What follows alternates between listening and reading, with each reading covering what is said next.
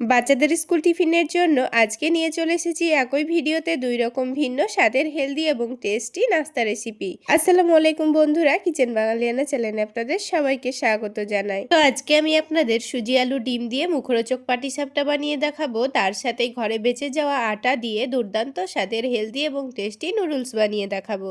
সবার প্রথমে একটা মিক্সিং জারের মধ্যে হাফ কাপ পরিমাণ সুজি নিয়ে নিচ্ছি, আর ওই হাফ কাপ সুজির মধ্যে হাফ কাপ পরিমাণ পানি দিয়ে দিচ্ছি। এবার এটাকে খুব ভালোভাবে ব্লেন্ড করে নিতে হবে।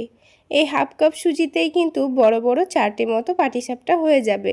যদি পাটিসাপটার পরিমাণ বাড়িয়ে নিতে চান তাহলে সুজির পরিমাণটাও কিন্তু বাড়িয়ে নিতে হবে। তো ব্লেন্ডারটা ধুয়ে আরও হাফ কাপ পরিমাণ পানি দিয়ে দিচ্ছি। যেহেতু পাতলা করে ব্যাটার তৈরি করতে হবে তাই একটু পানির পরিমাণটা বেশি দিয়েছি। হাফ কাপ সুজির জন্য আমাদের টোটাল লাগছে 1 কাপ পরিমাণ পানি। তো পানি দেওয়ার পর দেখুন আবারও সব কিছু ভালোভাবে মিশিয়ে নিচ্ছি। এবার এখানে একটা ডিম দিয়ে দেব। যেহেতু আমি শুধুমাত্র সুজির মধ্যে কোনো রকম আটা ময়দা ব্যবহার করছি না, তাই শুধু এখানে একটা ডিম দিয়ে দিচ্ছি। আর এই ডিমটা দেওয়ার কারণে কিন্তু পাটিসাপটাগুলো বানানোর সময় ভেঙে যাবে না।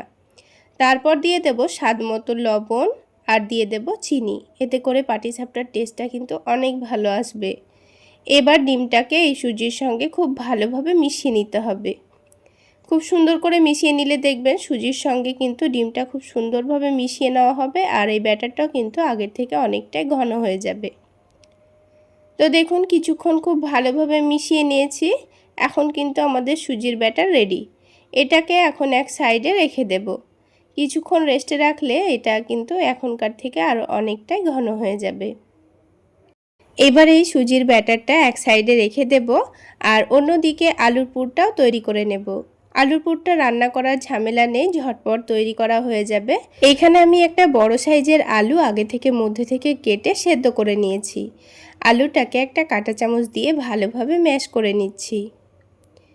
তো আলুটা দেখুন খুব সুন্দর করে ম্যাশ করে নেওয়া হয়ে গেছে। এবার এখানে দিয়ে দিচ্ছি অল্প একটু পেঁয়াজ কুচি, তারপর দিয়ে দেব ঝালের জন্য কাঁচামরিচ কুচি, আর দিয়ে দেব ধনেপাতা কুচি। তারপর দিয়ে দিব স্বাদ মতো লবণ, আর এই টেস্টটা একটু বাড়িয়ে নেওয়ার জন্য দিয়ে দিচ্ছি চাট মশলা।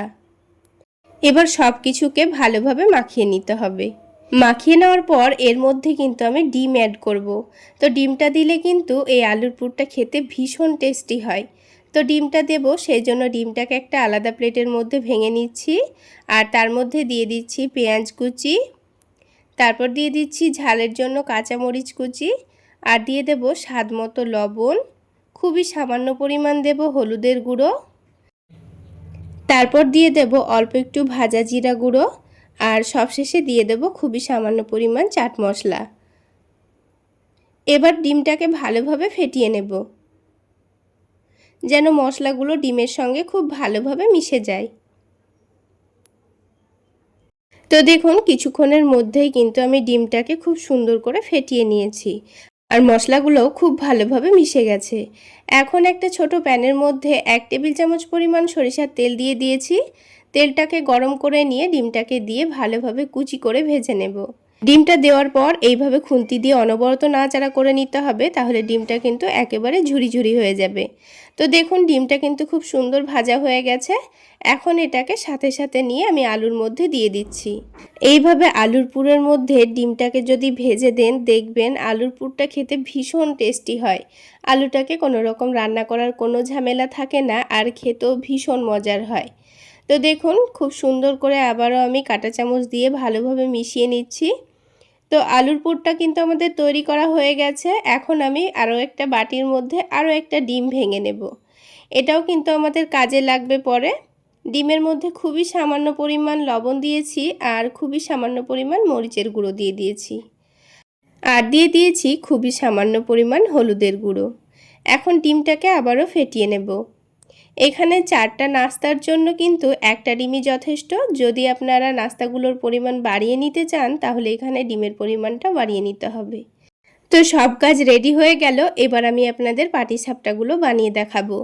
ব্যাটারটা যেহেতু আমি 5 মিনিট মতো রেস্টে রেখেছিলাম, তো আবারও আমি ব্যাটারটাকে খুব ভালোভাবে নাড়াচাড়া করে মিশিয়ে নিচ্ছি। তো আমাদের ব্যাটার কিন্তু এখন রেডি হয়ে গেছে।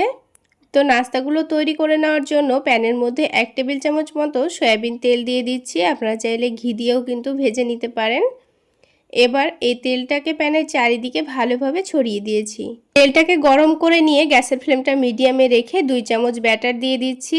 তারপর এটাকে রুটির মতো করে শেপ দিয়ে নিতে হবে। আর দেখুন যখন ওপরের দিকটা হয়ে আসবে তখন যে ডিমের ব্যাটারটা আমি তৈরি করে রেখেছিলাম অল্প করে নিয়ে এই রুটির চারিদিকে ভালোভাবে লাগিয়ে দেব। তাহলে খুবই অল্প ডিমের মধ্যে সবগুলো নাস্তা তৈরি হয়ে যাবে। আর নাস্তাগুলো খেতেও ভীষণই টেস্টি হবে। দেখুন বন্ধুরা 2-3 টেবিল চামচ মতো আমি ডিমের ব্যাটারটা পুরো রুটির গায়ে মাখিয়ে নিয়েছি। তারপর এটাকে উল্টে দেব। উল্টে দেওয়ার পর দেখুন উপরের দিকটা কিন্তু খুব সুন্দর ভেজে নেওয়া হয়ে গেছে। এখন এর ওপরে আমি দিয়ে দেব টমেটো সস। ওপর থেকে টমেটো সসটা লাগিয়ে দিলে কিন্তু পাটিসাপটাগুলো খেতে ভীষণ টেস্টি হয়। তো লাগিয়ে দেওয়ার পর যে আলুর পুরটা তৈরি করে রেখেছিলাম সেটাকে দেখুন আমি হাতের সাহায্যে লম্বা করে নিচ্ছি। তারপর রুটির এক সাইডে ভালোভাবে লাগিয়ে দেব। এবার এটাকে ফোল্ড করে নিতে হবে, তাহলে আমাদের সুজি আলুর মুখরোচক পাটিসাপটা তৈরি হয়ে যাবে। দেখুন ফোল্ড করার সময় কিন্তু পাটিসাপটাগুলো একটুও ভেঙে যাবে না, আর খেতেও ভীষণ টেস্টি হয়। তো দেখুন বন্ধুরা একটা পাটিসাপটা কিন্তু আমাদের তৈরি করা হয়ে গেল। তো আমি আপনাদের বোঝার সুবিধার জন্য আরও একটি পাটিসাপটা তৈরি করে দেখিয়ে দিচ্ছি। ঠিক একইভাবে আবারও প্যানের মধ্যে খুবই সামান্য পরিমাণ তেল দিয়ে দিচ্ছি। তেলের পরিমাণটা কিন্তু খুবই অল্প লাগে, খুবই অল্প তেলে এই হেলদি পাটিসাপটা কিন্তু আমাদের তৈরি হয়ে যাবে। তারপর 2 হাতা ব্যাটার দিয়ে দেব, দিয়ে প্যানের চারিদিকে ভালোভাবে ছড়িয়ে দেব। চামচটার সাহায্যে খুব সুন্দর করে গোল করে শেপ দিয়ে নিতে হবে। তারপর খুবই অল্প সময়ের মধ্যে দেখবেন ওপরের দিকটা হয়ে গেছে। তখন 2-3 টেবিল চামচ মতো দিয়ে দিয়েছি ডিমের ব্যাটার, দিয়ে রুটির চারিদিকে লাগিয়ে দিয়েছি, দিয়ে এটাকে উল্টে দেব। আপনাদের যদি মনে হয় পাটিসাপটাগুলো ভাজার সময় লেগে যেতে পারে, তাহলে প্যানের মধ্যে খুব ভালোভাবে তেল গরম করে নিয়ে তেলটাকে ভালোভাবে মুছে নিতে হবে। তারপর আবারও তেল দিয়ে এটাকে লো আঁচে ভেজে নিতে হবে, তাহলেই কিন্তু একটুও প্যানের মধ্যে লেগে যাবে না। আর যদি ননস্টিকের প্যান হয় তাহলে তো কোনো লেগে যাওয়ার কথাই নেই। তো দেখুন আরও একটি পাটিসাপটা কিন্তু আমাদের হয়ে গেছে। তো এবারে আমি অল্প করে আলুর পুরটা এক সাইডে দিয়ে দেখুন কত সুন্দর করে রোল করে নিচ্ছি, আর একটুও লেগে যাচ্ছে না আর ফেটেও যাচ্ছে না। খুবই সহজভাবে কিন্তু আমার পাটিসাপটাগুলো তৈরি করা হয়ে গেল। ঠিক একইভাবে আমি সবগুলো পাটিসাপটাই তৈরি করে নিয়েছি। তো বন্ধুরা আজকের এই সুজি আলুর মুখরোচক পাটিসাপটা রেসিপিটা আপনাদের কেমন লাগলো অবশ্যই কমেন্ট করে জানাবেন। আর ভালো লাগলে একটা লাইক শেয়ার করে দেবেন। আর আমার এই সহজ রেসিপিগুলো যদি ইউটিউব চ্যানেল থেকে দেখে থাকেন চ্যানেলটি সাবস্ক্রাইব করে দেবেন, আর ফেসবুক পেজ থেকে দেখে থাকলে পেজটি ফলো করে দেবেন। পাটিসাপটা তো বানানো হয়ে গেল, এবার আমি আপনাদের হেলদিভাবে ঘরে বেঁচে যাওয়া আটা দিয়ে দুর্দান্ত স্বাদের নুডলস বানিয়ে দেখাবো। চলুন তাহলে রেসিপিটা কিভাবে বানাই ঝটপট দেখে নিই। তো আমি এখানে রুটি করার জন্য আটা মেখেছিলাম, তো সেখান থেকে অল্প একটু আটা রয়ে গেছে। তো যেহেতু অনেকক্ষণ আগে আটাটা মেখেছি তাই একটু এখানে আটাটা নরম হয়ে গেছে। তো আমাদের এখানে একটু শক্ত করে ডোটা মেখে নিতে হবে, তার জন্য আবারও অল্প করে একটু আমি আটা দিয়ে দিচ্ছি, দিয়ে ডোটাকে একটু ভালোভাবে মথে নিব। মথে নিলেই দেখবেন ডোটা কিন্তু আগের থেকে অনেকটাই শক্ত হয়ে যাবে। তো ডোটা একটু সময় নিয়ে ভালো করে মথে নিয়েছি, আর আগের থেকে কিন্তু ডোটা এখন অনেকটাই শক্ত হয়ে গেছে। তো এইভাবে করেই ডোটা আমাদের রেডি করে নিতে হবে। আর যদি আপনাদের আটা মাখা না থাকে তাহলে একটু শক্ত করে ডোটা মেখে নেবেন। এখানে আটার মধ্যে কোনো রকম লবণ চিনি দেওয়ার দরকার নেই। তো এবার এই আটা থেকে আমি কয়েকটা লেচি কেটে নিয়েছি। তো অল্প একটু আটা থেকে আমি ছোট সাইজের 4টা মতো লেচি কেটে নিয়েছি। তারপর এগুলোকে একটু মোটা রেখে বেলে নেব। তো অল্প করে একটু আটা ছড়িয়ে দিয়ে রুটিটাকে একটু মোটা করে বেলে নিয়েছি। তো প্রথমে সবগুলো রুটিকে এইভাবে বেলে নিতে হবে। তো দেখুন আমি একটা একটা করে সবগুলো রুটি বেলে নিচ্ছি। অল্প একটু আটা থেকেই কিন্তু অনেকটা পরিমাণ নাস্তা তৈরি হয়ে যাবে। তো এখানে 4টা রুটি আমার বেলে নেওয়া হয়ে গেছে। তারপর কড়াইয়ের মধ্যে একটু বেশি পরিমাণে পানি দিয়ে দিতে হবে, আর এই পানির মধ্যে 1 টেবিল চামচ পরিমাণ সয়াবিন তেল দিয়ে দিয়েছি। তারপর পানিটা যখন ভালোভাবে ফুটে যাবে তখন একটা একটা করে রুটিগুলো দিয়ে দেব। তো 4টে রুটি একসঙ্গে দিয়ে দেব, আর তেল দেওয়ার কারণে কিন্তু এই রুটিগুলো একটার পর একটা গায়ে গায়ে লেগে যাবে না। এবার এই রুটিগুলোকে আমাদের 4 থেকে 5 মিনিট সময় নিয়ে সেদ্ধ করে নিতে হবে। আর রুটিগুলো দেওয়ার পর গ্যাসের ফ্লেমটা মিডিয়ামে রেখে সেদ্ধ করে নেবেন, তা না হলে পানি কিন্তু ছিটকাতে পারে। আর এই রুটিগুলো কিন্তু দেওয়ার পরে পরই তুলতে যাবেন না, তা না হলে কিন্তু ভেঙে যাবে। তো দেওয়ার পরে পরই কিন্তু আমি একটা তুলতে গেছিলাম, তো দেখুন ওপরেরটা কিন্তু ভেঙে গেছে। একটু ভালোভাবে যদি রুটিগুলো সেদ্ধ হয়ে যায় তবে কিন্তু ভাঙবে না। তো সবগুলো রুটি একসঙ্গে আমি একটা প্লেটের মধ্যে তুলে নিচ্ছি। তারপরে এটাকে সাথে সাথে ঠান্ডা পানি দিয়ে ধুয়ে নিয়েছি, তাহলে এটা তাড়াতাড়ি ঠান্ডা হয়ে যাবে। তো উপরের ভেঙে যাওয়া রুটিটা আমি বাদ দিয়ে দিয়েছি। তারপর দেখুন 3টে রুটি কিন্তু খুব সুন্দর সেদ্ধ হয়ে গেছে। এগুলো কাটার সময় ভাঁজ করে কাটবো, তবুও কিন্তু ভেঙে যাবে না। তো একটা ছুরি দিয়ে পাতলা পাতলা করে কেটে নিচ্ছি। আর দেখুন পুরো দেখতে চাউমিনের মতোই হয়েছে। তো এইভাবে করেই আমি এগুলোকে কেটে নিচ্ছি। আপনাদের সুবিধা অনুযায়ী রুটিগুলোকে লম্বা লম্বা করে কেটে নিতে পারেন, অথবা এইভাবে ভাঁজ করে নিয়েও কেটে নিতে পারেন। এভাবে ভাঁজ করে কেটে নিলেও কিন্তু রুটিগুলো ভেঙে যাবে না। তো দেখুন এগুলো দেখতে পুরো লম্বা লম্বা চাউমিনের মতোই লাগছে। তো একটু যদি চিকন চিকন করে লম্বা লম্বা করে কেটে নেন তবে কিন্তু দেখতে ভালো লাগবে। আরও একটা কেটে নিয়ে দেখিয়ে দিচ্ছি। তো দেখুন ভাঁজ করে না কাটলে এইভাবে করেও লম্বা লম্বা করেও কেটে নিতে পারেন। তো আপনারা আপনাদের সুবিধা অনুযায়ী এখানে চাউমিন বা ম্যাগিগুলোকে কেটে নিতে পারেন। তো আমাদের অনেকগুলো কিন্তু এখানে চাউমিন তৈরি হয়ে গেছে।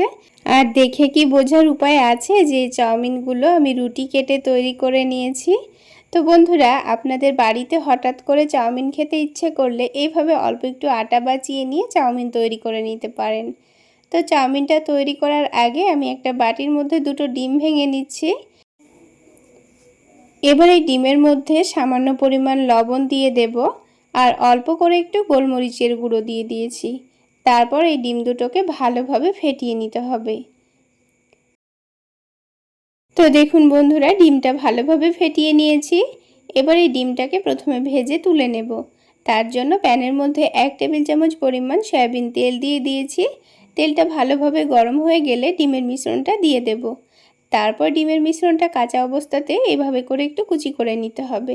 তো ডিমের ভুজিয়া তৈরি করার মতো করে ডিমটাকে খুব ভালো করে কুচি করে লালচে করে ভেজে নেব। তো 2-1 মিনিট সময় নিয়ে ডিমটাকে হালকা লালচে করে ভেজে নেওয়া হয়ে গেছে। এখন এই ডিমটাকে একটা প্লেটের মধ্যে তুলে নিয়ে এক সাইডে রেখে দেব। তো পুরো ডিমটাকে আমি এখন তুলে নিয়েছি। এবার ওই প্যানে আবারও একটু তেল দিয়ে দেব। এবার 2 টেবিল চামচ পরিমাণ সয়াবিন তেল দিয়ে দিয়েছি। তেলটা যখন হালকা গরম হয়ে যাবে তখন এর মধ্যে 1/2 টেবিল চামচ পরিমাণ রসুন কুচি দিয়ে দিয়েছি। রসুনটাকে হালকা নাড়াচাড়া করে ভেজে নেব। তারপর এখানে দিয়ে দেব একটু বেশি পরিমাণে পেঁয়াজ কুচি। পেঁয়াজটাকেও হালকা নাড়াচাড়া করে ভেজে নেব। এখানে কিন্তু পেঁয়াজটাকে খুব বেশি লালচে করে ভাজার দরকার নেই, হালকা করে ভেজে নিলেই হবে। এবার এখানে অল্প একটু গাজর আর ক্যাপসিকাম দিয়ে দিচ্ছি। তো গাজর আর ক্যাপসিকামটাকে আমি একটু লম্বা লম্বা পাতলা পাতলা করে কেটে নিয়েছি। তার সাথেই ঝালের জন্য কাঁচামরিচ কুচি দিয়ে দিচ্ছি। এবারে সবজিটাকে 2 থেকে 3 মিনিট একটু নাড়াচাড়া করে ভেজে নেব। তো সবজিগুলো দিয়ে আবারও 2 মিনিট মতো নাড়াচাড়া করে নেব। খুব বেশি ভাজার দরকার নেই, 2 মিনিট মতো নাড়াচাড়া করে নিলেই হবে।